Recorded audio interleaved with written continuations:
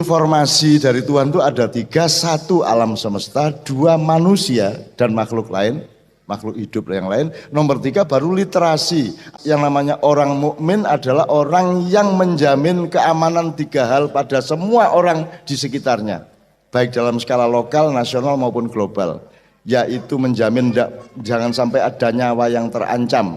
Nomor dua, jangan sampai ada harta yang akan dicuri. Nomor tiga, jangan sampai ada martabat atau harga diri yang dihina. Sugih ya monggo, gak sugih ya monggo, wong kabeh duduk tekku, aku ndak pernah punya hak milik, semua milik Allah. Ojo bagusi menungso ngitmu dapurmu tok ta ya apa. Kabeh khalifah Allah, kabeh apa saja. Kalau kita menjadi manusia yang benar wis gak perlu hukum lapo, mosok meneng-meneng nyolong, mosok meneng-meneng ngelarani wong.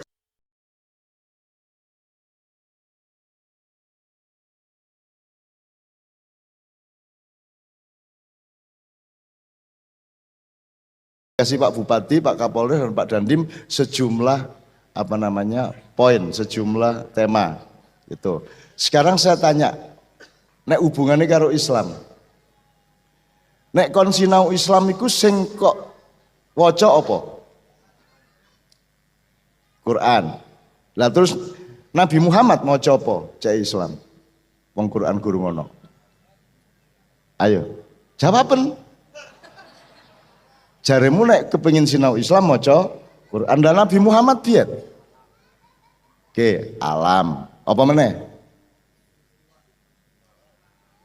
Alam dan manusia. Jadi informasi dari Tuhan itu ada tiga: satu alam semesta, dua manusia dan makhluk lain, makhluk hidup yang lain. Nomor tiga baru literasi atau teks, dari beluluk yang namanya Taurat menjadi cengkir yang namanya Zabur, menjadi degan yang namanya Injil, terus jadi kelopo sing jenenge Al-Quran. Jadi Islam tidak terbatas pada kelopo.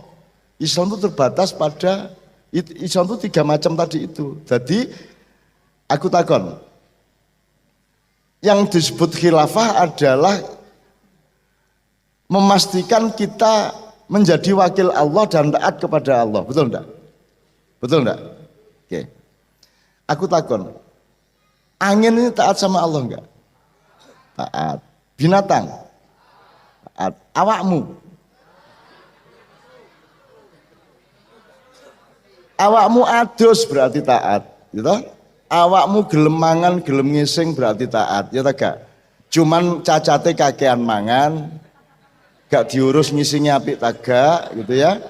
Tapi bahwa kamu makan itu taat, bahwa kamu tidur itu taat kepada Allah, gitu ya. Terus teknologi taat agak?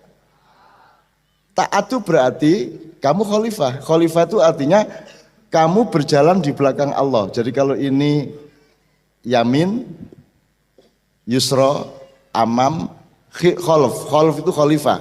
Jadi khalifah itu artinya orang yang berjalan di belakangnya.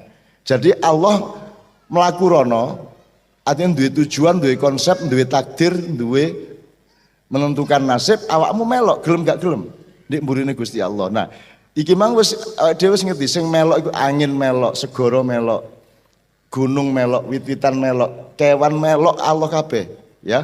Enggak ada populasi, enggak ada regenerasi seperti di Amerika, seperti di banyak negara-negara barat. Gak ono sing gelem manak, gak ono sing gelem rabi, ya. Anda kan beres soal itu. Jadi Anda itu khalifah dan khilafah itu sudah terjadi. Sudah terjadi. Sing gak khilafah sopo? Aku takon. PT keloro khilafah tak gak?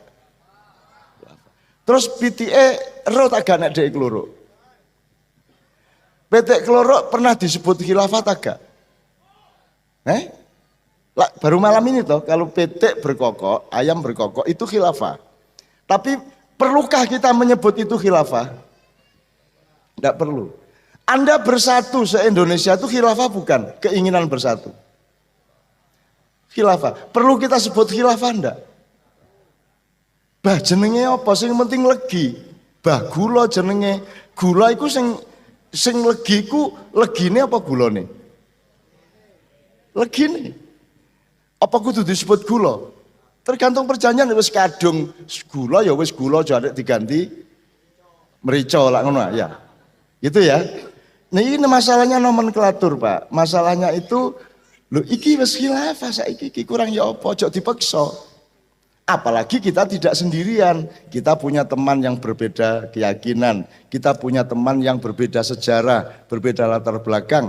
Nah Islam tugasnya adalah menjamin keamanan semua umat manusia, karena dia punya prinsip rahmatan lil alamin. Yang namanya yang namanya orang mukmin adalah orang yang menjamin keamanan 3 hal pada semua orang di sekitarnya, baik dalam skala lokal, nasional maupun global. Yaitu menjamin jangan sampai ada nyawa yang terancam. Nomor 2, jangan sampai ada harta yang akan dicuri. Nomor 3, jangan sampai ada martabat atau harga diri yang dihina atau dinista. 3 itu. Ini definisinya Rasulullah Muhammad SAW. Ini ya. Jadi iki khilafah pisan iki. Gak usah dijenengi khilafah, wis khilafah. Jadi aku setuju khilafah. Sing aku gak setuju iku memaksakan jeneng khilafah seolah-olah Indonesia ini belum taat sama Allah. Wes kene iki wis lumayan, wis lumayan. Ya cek bolong-bolong rek, ya kabeh wong ya cek bolong-bolong, gak ono temenan. 100% muslim gak ono. Kene iki elek ya mesti ono eleke wong jenenge menungso. Kita sudah khilafah. Gitu loh. Sudah. Saya setuju sama khilafah. Cuman aku gak memaksakan dijenengi khilafah. Ngerti tak gak? Mulane kayak aku ini gak ada masalah. Ono kesenjangan ekonomi barang aku gak masalah Pak. Aku melarat ya gak masalah. Wong aku tujuanku duduk dunya ki mek liwat dilu, rabi, enak terus mari ngono mlebu swarga bareng mek ngono tok. Sugih ya monggo, gak sugih ya monggo, wong kabeh duduk tekku, aku ndak pernah punya hak milik, semua milik Allah, apalagi diriku pun milik Allah. Erungku wae Gusti Allah, kupingku wae Gusti Allah. Aku tidak punya telinga, aku hanya dipinjami telinga oleh Allah dan diperkenankan supaya telinga yang dipinjamkan itu bisa mendengar. Jadi saya tidak bisa mendengar hakikatnya. Yang terjadi adalah saya dipinjami telinga dan diizinkan untuk mendengar dengan telinga pinjaman itu. Jadi tidak ada saya mampu mendengar, tidak ada. Nanti aku urip ngono, tapi aku nggak memaksa kamu begitu. Yang disebut radikal adalah kon maksa. Iki loh, maksa iki loh. Seneng rawon liyane seneng soto, gak sing enak iku rawon deh. Kabeh dikon mangan rawon kabeh. Gitu loh. Padahal ndek njero rawon ku ya ana padha-padha ana lomboke, ana uyahe.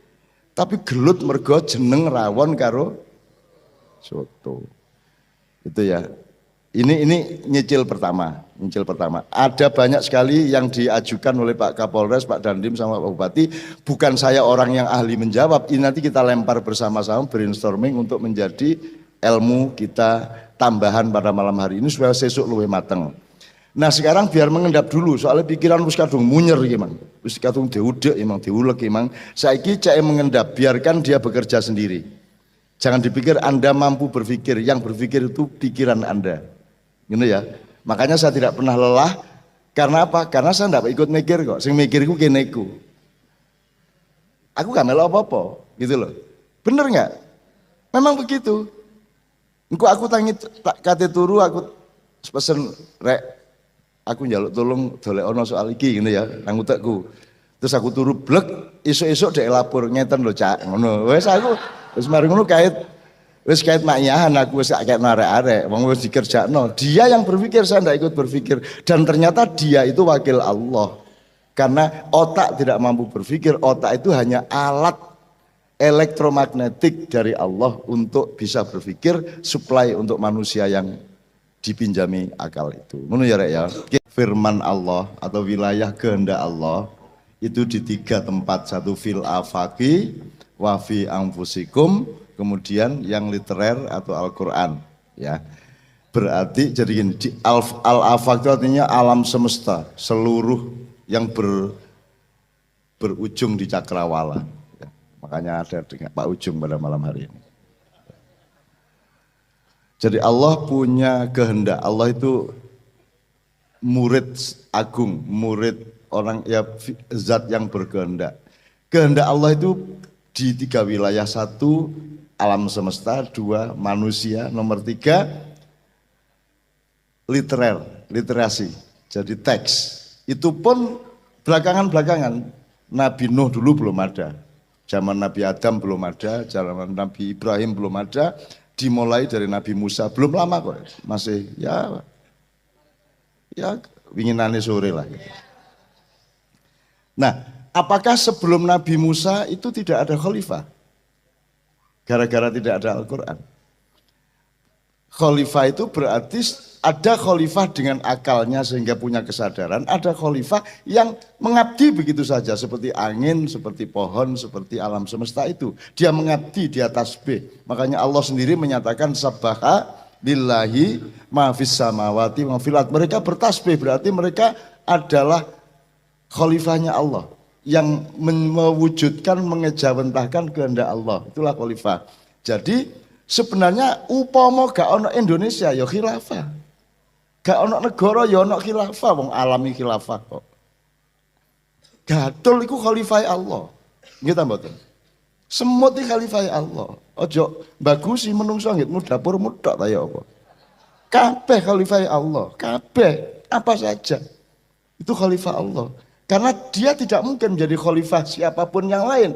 Karena yang sejati ada hanya Allah Subhanahu wa taala. Selain Allah itu mek digayono karo Gusti Allah. Awake iki mek digayono, mek diselenggarakan, mek diada-adakan. Kapan-kapan kita akan ditiadakan lagi, betul enggak? Jadi kalau ngomong khilafah, ayo belajar sejak awal dulu bahwa khilafah itu masih gak ono Hizbut Tahrir, masih gak ono PKS, masih gak ono Golkar, masih gak ono NKRI. Khilafah itu sudah berlangsung sejak Allah menciptakan alam semesta. Karena semua yang dilakukan oleh alam semesta itu adalah khilafah kepada Allah. Betul enggak?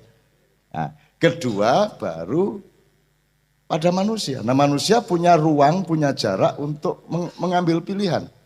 Faman sya'afal yu'min, faman sya'afal yakfur. Kon kate ngetut Gusti Allah monggo, gak ngetut Gusti Allah monggo. Cuman nek sing siji engko ndek neraka, siji ndek swarga, siji ndek neraka kon kari milih. Zaman Rasulullah memimpin negeri Madinah itu juga tidak disebut khilafah, tidak ada bentuk negara, tidak ada trias politika, tidak ada demokrasi. Karena demokrasi itu bukan yang tertinggi, yang lebih tinggi dari demokrasi adalah kebijaksanaan bersama. Kearifan bersama, cinta kasih bersama. Wong nek wis percaya satu sama lain wis gak perlu voting, kita mboten. Voting pun nek wis kepeksa. Jadi voting itu paling rendah. Demokrasi itu penting tapi tatarannya paling rendah. Sama dengan hukum. Hukum itu sangat penting tapi dia tatarannya paling rendah. Di atas hukum kalau dalam Islam di atas fikih itu ada akhlak, di atas akhlak ada takwa. Ngene. Mosok kon gak narkoba, gak nyolong petik, gak adu jago, ngenteni hukum negara karo hukume Allah. Cukup nganggo hatimu karo pikiran wis gak narkoba awakmu. Nggih ta mboten? Masa untuk gak maling ngenteni ayat. Nggih ta mboten? Karena Anda sendiri sudah khalifah di dalam dirimu itu sudah khalifah. Nah, mergo akeh sing gak gelem gawe atine, gawe pikirane, akhirnya nglakoni sing gak kepeksa digawe hukum. Hukum itu terpaksa. Sebenarnya kita ndak butuh hukum kalau kita menjadi manusia yang benar terus gak perlu hukum lapo, mosok meneng-meneng nyolong, mosok meneng-meneng ngelarani wong, kan gitu. Asal Anda menjadi manusia seperti Allah memaksudkan manusia bagaimana, maka tidak akan ada kemudaratan, kejahatan dan kekejaman. Tapi karena manusia tidak mau berlaku sebagai manusia, dia sering berlaku sebagai binatang, ya tak? Meskipun tidak berarti binatang lebih rendah dari manusia, tapi ada konteks di mana binatang itu kadang-kadang dipakai oleh Allah untuk nggambarno menungso sing rendah. Ulaika kal an'am bal hum adhal. Jadi orang-orang yang zalim, orang-orang yang memaksakan kehendak dan seterusnya itu oleh Allah disebut mereka semua itu ibarat binatang ternak, bahkan lebih rendah dari itu. Tapi itu satu konteks. Konteks yang lain berbeda. Kalau konteks yang lain Anda lihat binatang itu tidak pernah salah. Masa ono kewan salah terus mlebu neraka, gak mungkin. Kewan itu mesti bener. Gitu loh, gak mungkin kewan salah. Banyu gak salah, mosok banyu. Banyu itu cuma taat bahwa dia mengalir ke tempat yang lebih rendah dan lebih kosong, ngono tok. Nah kalau manusia tidak bisa menata lingkungan hidupnya, akhirnya airnya mengalir, sing kok salahno banyune, waduh banjir iki. Lu banjir masuk salah. Wong air taat sama Allah. Terus enggak bener lah oleh motor kutha, oleh motor desa ini lah ngono. Jelas ya teman sekalian ya. Jadi tolong khilafah ini jangan dijadikan alat politik karena khilafah itu alam, alamiah. Ini badan kita ini jantung berdetak itu khilafah, semua itu khilafah. Jadi nggak usah ada khilafah pun kita khilafah. Nah kalau khilafah ini kita resmikan, kita jadikan sistem nilai sebuah negara, iku gak apa-apa nek kon mulai tekan nol. Jadi awakmu dadi anak Nabi Adam terus dikandani khilafah terus Pak Bapak ndamel khilafah nggih. Ah dimulai tekan nol. Iki wis kadung koyo ngene. Kan ndak bisa dimulai dari nol. Iki wis kadung macam-macam. Nek kon gawe khilafah saiki berarti kon kudu mbubarno Pancasila, UUD 45, bubarno DPR, MPR, semua lembaga-lembaga ini kamu bubarkan dulu. Proses membubarkan itu kira-kira gelut agak, celurit-celuritan agak. Kan itu masalahnya Pak. Enggak bisa kamu laksanakan itu. Cak Nun setuju enggak khilafah? Setuju Pol. Satu-satunya jalan dalam kehidupan itu ya khilafah, setuju. Cuman ada dua macam. Yang satu khilafah dalam arti gede, makro dan menyeluruh. Ada khilafah dalam arti sekedar yang manusia mampu lakukan. Karena Allah tidak menagih melebihi kadar kemampuan setiap orang. La yukallifullahu nafsan illa usaha. Untuk menjadi orang Islam yang baik tidak harus hafal Quran, tidak harus menguasai semua dimensi ilmu Islam. Kon ruwe Al-Fatihah karo beberapa surat lain titik wis gak apa-apa angger temenan urip. Mungkin apa ten? Itu namanya silmi. Itu namanya silmi. Udkhulu fis silmi kafah. Sak iso-isone. Wong kok ndek kono ya kok tanggung jawab sampean yo ijen, mbok gak iso ngewangi, anak gak iso ngewangi kecuali anak soleh yang mendoakan dan amal kita sendiri dan ilmu kita sendiri kan gitu. Jadi teman-teman sekalian, khilafah itu sudah berlangsung. Kenapa menjadi bahan pertengkaran kita? Bahwa bentuknya sekarang itu NKRI. Apakah NKRI itu bertentangan dengan khilafah? Apakah Pancasila bertentangan dengan Islam?